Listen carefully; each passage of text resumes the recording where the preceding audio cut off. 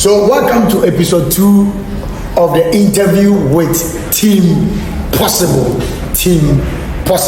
So Mr. Tony, Mr. Kelvin, what are you guys going to do differently from the current administration? thank you, Mr. Kelvin, for asking this question. You know, in our local dialect, there is a saying that say konfuboni etna yarefo homa konfu papa ba yenyino ayipamu. Okay. So are you trying to say like the current administration is a konfuboni? No, I'm not. Or they are not doing well? I'm not trying to say that. I'm trying to tell you that from level 100, I've been working with them. Okay. And you cannot say the past executives are not working. Without them, there will not be any SRC council. Yeah. So they are working very well. Mr. Dominic Assuming, who was the president when we came to level 100, he worked very well. And then Mr. Emmanuel. Okay. Yes, he also came and continued. And we have our current president, Adusi Apia, Mr. Teacher Apia. Teacher Apia, in fact, Teacher Apia is doing marvelous work. Okay. He's really fighting and paving way for us. Okay. So with this, it's going to make work easier for us as the new coming executives if we are voted into power. So meaning you are not going to do anything different from them. You are going to still be like them. No, I didn't say that. Okay. I was saying that say konfuboni etna yarefo ema konfu papa ba yenyina yipamu. So what I'm saying is that we cannot say they are not working. They are really working. Yeah. But you know, day in, day out, there are different ideas and perspectives. So as new executives, we are going to make sure we bring all the students together, all the student departmental leaders and association leaders together, and then we channel the concerns and the challenges that the students are facing into the appropriate office. I believe in cooperative work. I believe that with the teamwork, when we all come together, you and I come together, we can fight for the school and the students. Okay. So, per your policies, seeing sports and entertainment. So, I'll ask you this question. Okay. Your opponent said the kind of entertainment or the entertainment thing they can do on campus is making Avengers available, because Avengers is the only entertainment group on campus. So I'll let you advise, read about the entertainment policies here before I ask you one question. Okay. So sports and entertainment. First point is reinstating of indoor games, that is table tennis and snooker. Encouraging the sports team, ensuring a cozy arena or court for volleyball activities. Provision of television at E.G. Whitehall and DSTV monthly recharge pack for both hostels. Motivating the Jama group, that is Avengers, giving instruments, mending damaged ones, and seeking sponsorship. I think all these things or all these policies that you've mentioned here are available on campus, except the provision of television at the EG Hall. Why is it that still the school is boring?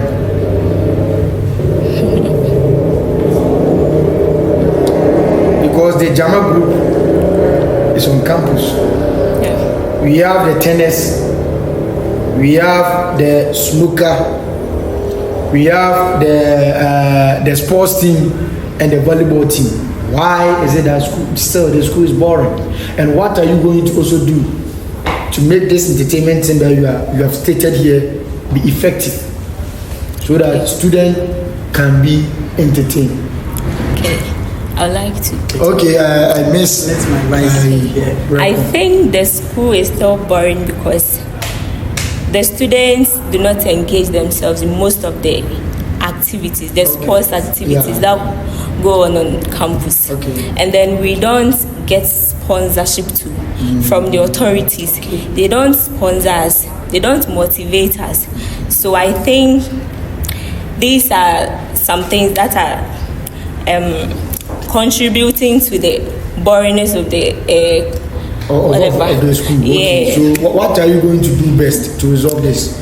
Yeah, so we need to come together as a team. We need to work together. Okay. So we need to talk to our students so that they will engage themselves in any sports activities that goes on campus. Okay. And then go to the authorities or the administrator or the right people that can support us when it comes to sports and entertainment. Okay. So viewers, I know your question is being answered well. So in case you have any other question too, you can drop it under the comment section. Mr. Techi will be available there. He will answer you. My team. So okay, your team, his team will be available there to answer you. So my question goes to Miss Rekom. Miss Rekom, I want you to answer this question for me. Okay. Concerning the delay of results or the delay of exams results, we will write exams, then we will go home, then wait and come back to school, and still no results on by. And many of the students, some of us, our fathers or our mothers needs to watch our results before they give us money to go and pay. So how are you guys going to resolve this issue? Okay, thank you very much for such a question. In fact, this problem is my problem too. Okay. I always talk about it. Yeah, because my dad always asks me, why is this result still not in? He's always asking for my results. So it is my problem too. So what we've decided to do as a team, you see, when you look through our academic calendar, we have dates that all lecturers should submit their grades. Okay. But it's like they are not using it. That is why our results keep delaying. Okay. So as we mentioned earlier, that we will form or we will involve all departmental leaders in our decision making. So through these departmental leaders, we will talk to the authorities.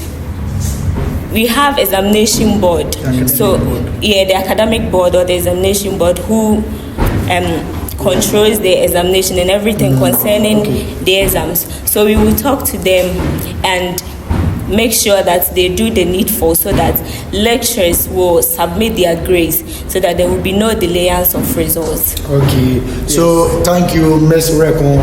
Mr. Tachi, do you want to say something? Adding to what she said. Okay. You see, we are all facing the same issue. Okay. So if we are voted into power, as my vice said, we are going to find out the cause, okay, and then we will form a cabinet, okay, which will involve all departmental leaders and class reps. Okay. So this is what we will do. We will be meeting regularly, okay. Through the meeting, we will let the leaders submit the courses that have not been graded, especially during registration. Okay. You know, during registration, some of the courses are prerequisites. Okay. You have to pass that before you can register, which is sometimes the problem that we are facing. So we will gather all this, we will collect all this information, and then we will send it to the registry or the academic board. Okay. And we will make sure we write letters to them to prompt them. You know, they are leaders. Okay. We cannot force them. Okay. So what we can do is to write them letters to prompt them, and then they will do the needful, as my vice said. Okay. Thank you, Mr. Tachi. So this is a funny question, but I need to ask you guys. Okay. Are you sure you guys are going to win? Yes. Sure. I'm very sure. So, okay. I know you are in the various platforms. Yeah. You know what's going on there. Yes, yes. That's the reason why I'm asking you this question, that are you sure you are going to win? Yes, we are going to win. Okay. You know, the greatest mistake a school or our school can make is to vote based on phantom promises. Okay, watching the camera and say this thing. You said the greatest mistake. I said the greatest mistake our school can make is to vote based on phantom promises. Okay. Yes, we want to work for the interest of the school. So we are not going to give you huge promises that we can never fulfill. Okay, so the students should listen to our policies and then vote for us, and we are in to help the students. Okay.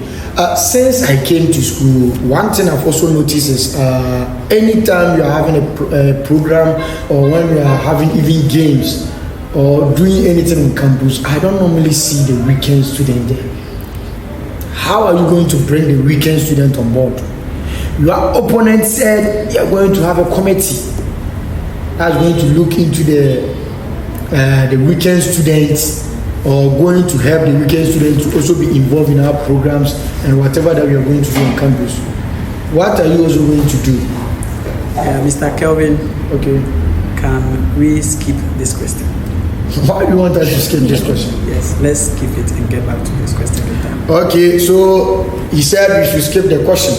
So please, I would like your advice to go to the last part of their policies. You were talking about some ambassadorial. I wanted to read the last publicity. You said you're going to embark on a routine. I wanted to read that, please. Okay. Embarking on routine or regular ambassadorial activities within the senior high schools in the catchment areas and other selected religious institutions and corporate offers to promote the activities of the university. Okay, how are you going to do that? Because many people have the perception that this school is very expensive. So how are you going to do that catchment with the SLC or with the senior high schools around, so that it can bring people on board or can sell the school for people to come to the school? Okay, thank you, Mr. Kelvin. Okay. Thank you for asking this question. We are we want to be voted as SLC leaders to help transform the university. When we are talking about this ambassadorial routine program, we are going to go to churches, mosques, and then some offices. Again, we have to go to the senior high schools and talk with them. We are going to let them know that Valley View school fees is not expensive. Okay. Our school fees is not expensive as you compare to other universities.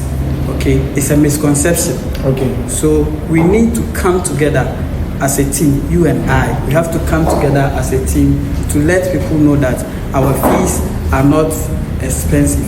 I don't want to do comparison, but I want you to know that our fees are not expensive.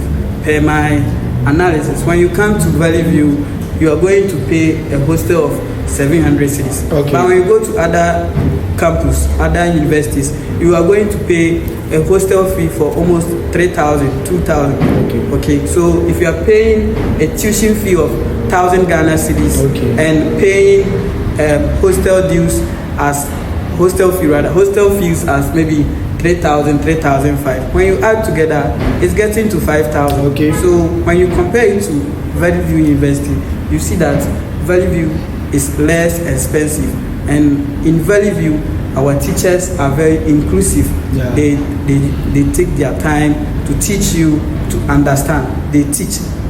Okay. They teach. It's not lecture. They teach for the students to understand. So Valley View lecturers, they teach. So it's our aim or our objective to let the public understand that this is Valley View. Our fees are not expensive. Okay.